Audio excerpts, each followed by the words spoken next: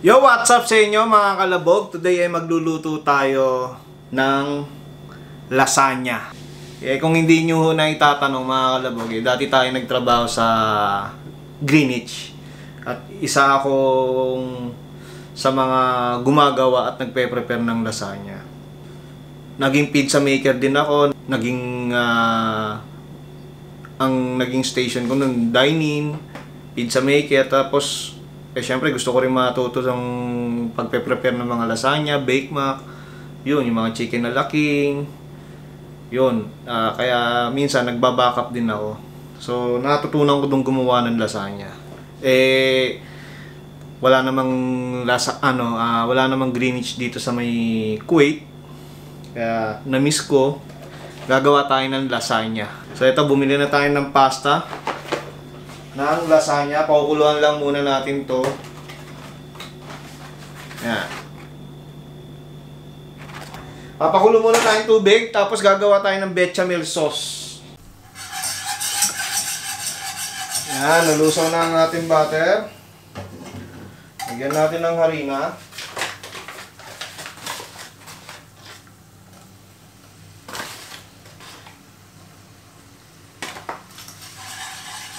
Mix natin.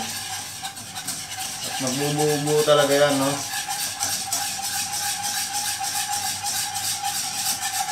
Bigyan natin ng konti.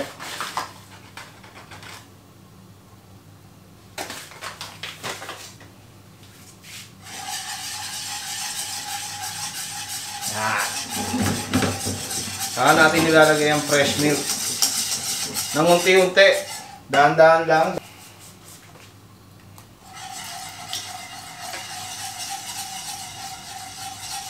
Naka-low-fire lang tayo. Kasi itong bechamel na to mga kalabog, ito yung pang-iibabaw natin. Hindi lang ibabaw, pati yung gitna, lalagyan natin. Kasi tayo naman din ang kakain, no? Maglalagay rin tayo dito ng all-purpose cream para masarap. Kalahati lang.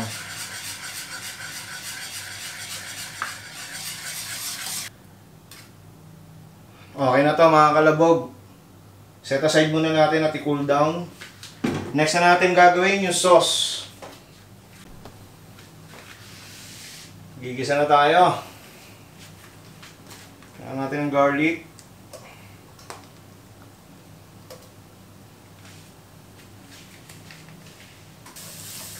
At kumukulo na rin itong tubig natin. Natin ng asin. Mantika.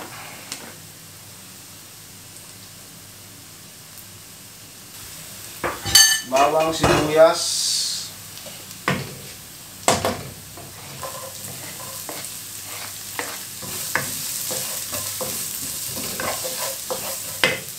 Lagyan na natin yung pasta. Maninipis lang to eh. Yung pasta kasi sa Greenwich medyo makapal. Isa-isahin lang natin.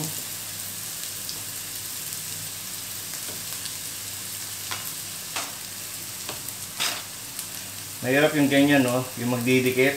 Ang hirap tanggalin yan.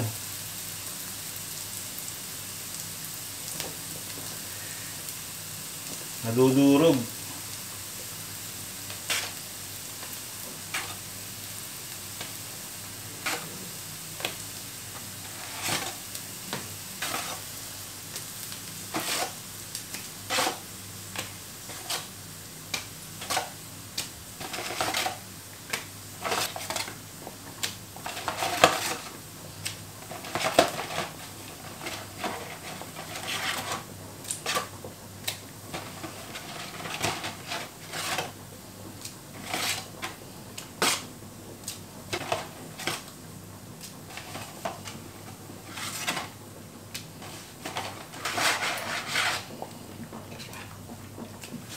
So, kahit mga 5 minutes, 6 minutes, okay na yan.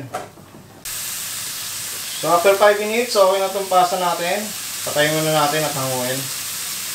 Tigil muna rin natin itong sauce. Tuloy natin mamaya. So So mga kalabog, ito na yung pasta natin at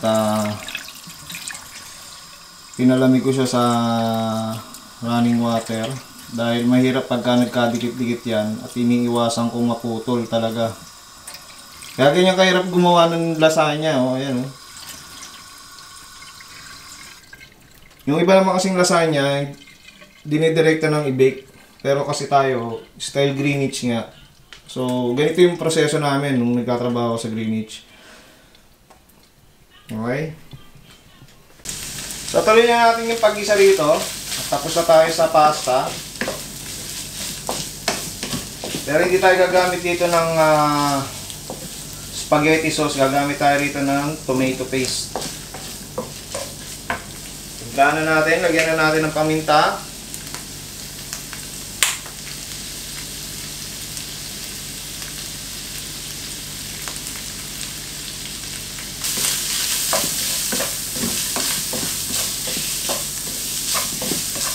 At tomato paste.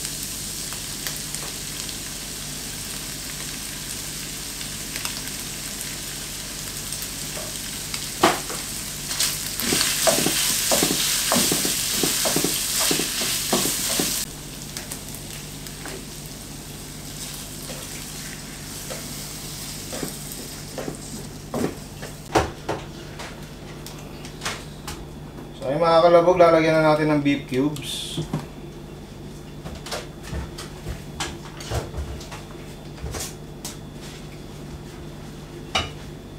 Isamin lang natin. Malulusaw yan sa init.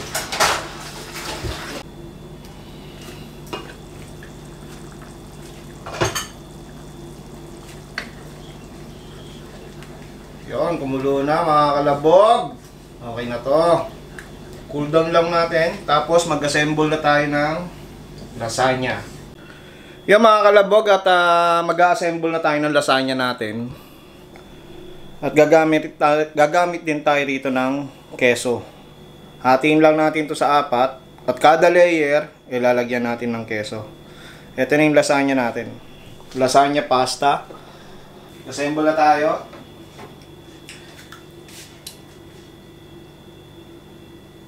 Lagyan muna natin ng lasagna sauce ang ating tray bago natin ilagay ang pasta para hindi manikit sa ilalim yung pasta, hindi siya dry.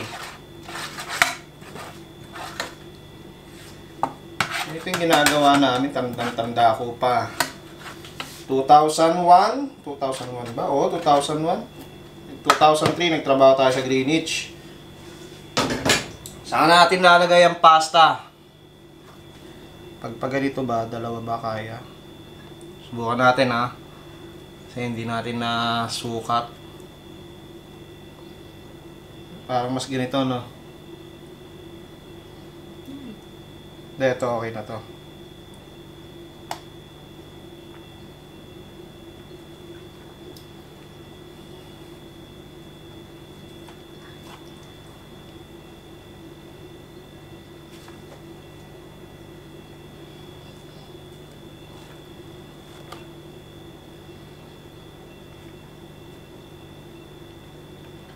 Lumaki pa yung pasta natin. Na-expect ko tatlong ganito. Dahil nga lumapad, so dalawa lang nalagay natin, so okay lang to. Tapos lagyan ulit natin ng lasagna sauce.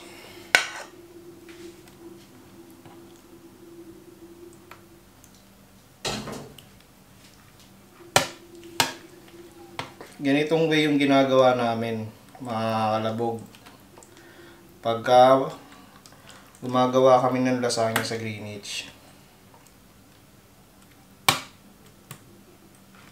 Halat lang natin yan.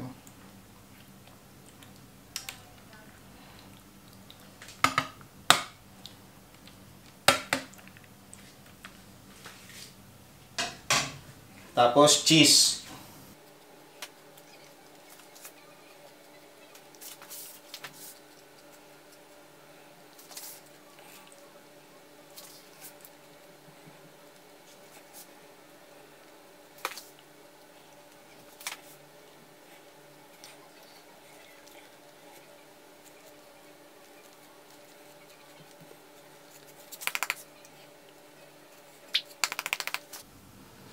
Pasta ulit.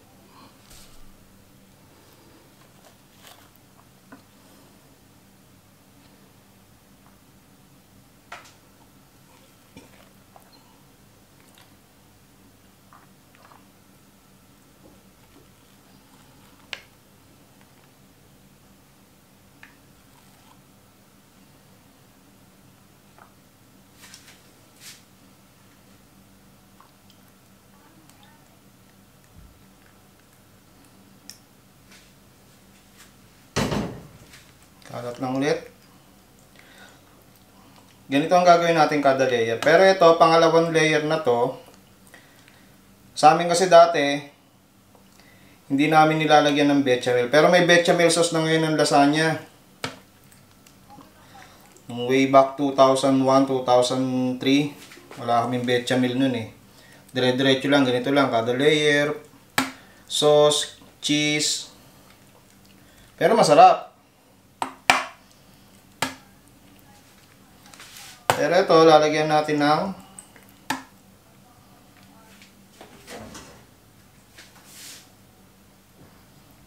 bechamel sauce.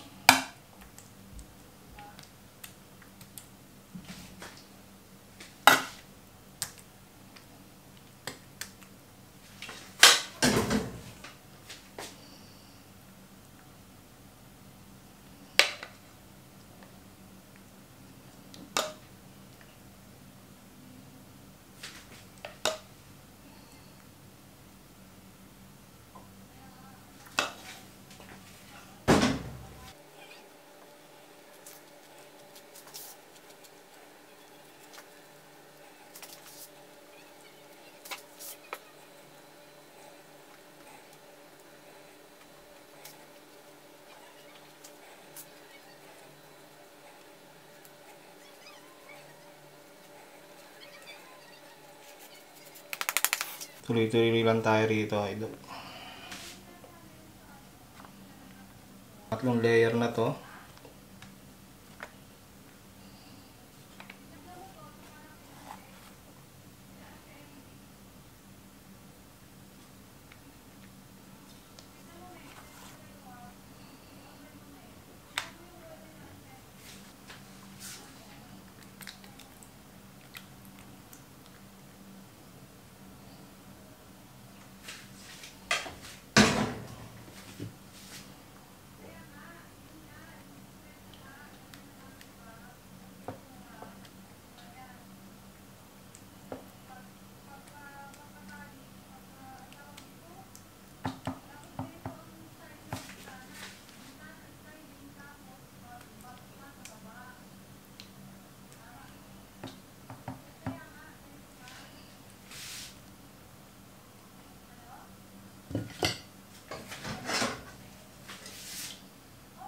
Hindi natin.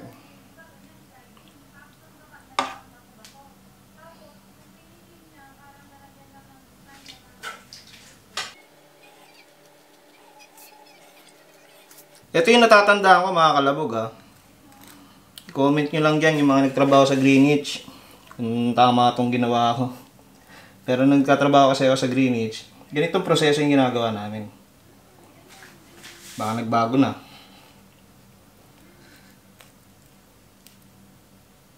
Nakita ko kasi si Ninong Rai. Gumawa ng lasagna. So nag-comment tayo dun. Sabi ko kasi sa kanya, gagawa ako ng ganyang content. Sana mapanood ni Ninong Rai.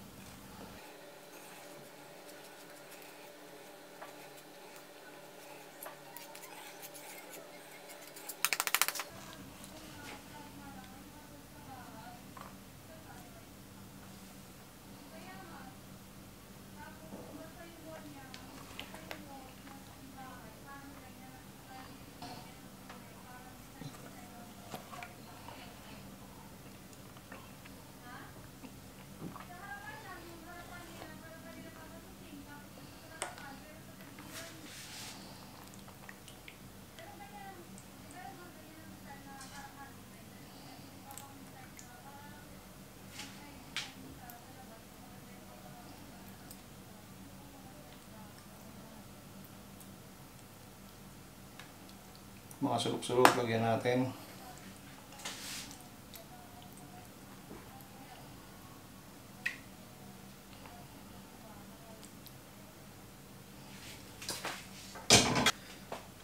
Bechamel.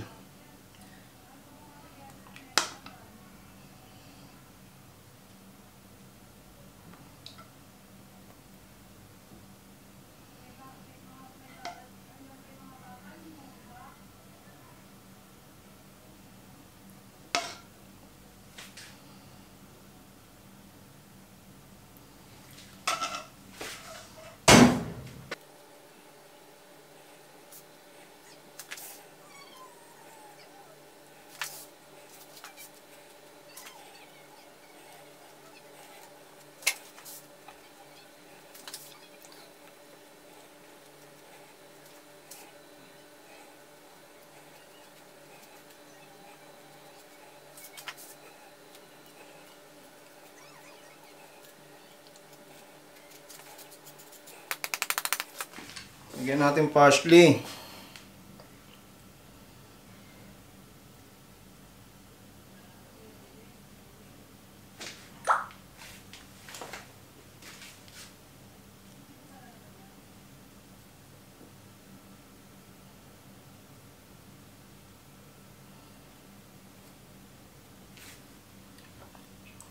Ngayon ilalagay lang natin to sa chiller o kahit sa rep lang. Tapos kada may gusto namin kumain, ima-microwave lang natin. Ganito yung gawang Greenwich dati ha. So eto, okay na yung lasagna natin. Kuberan lang muna natin, tapos lagay natin sa chiller.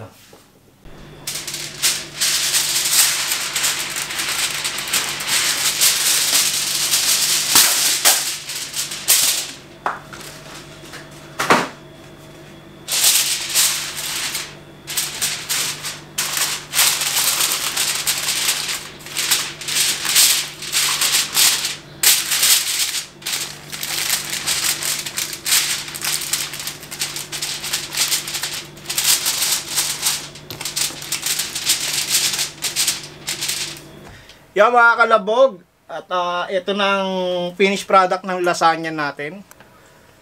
Ito na siya. At titikman na natin. Ano? Ano naman mga kalabog? Asawa ko palang kumakain yan ha. Hindi dahil sa asawa ko siya ha. Pero masarap talaga to.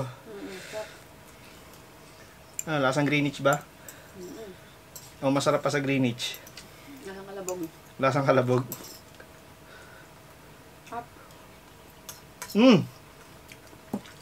Top niya. Panalo mga kalabog.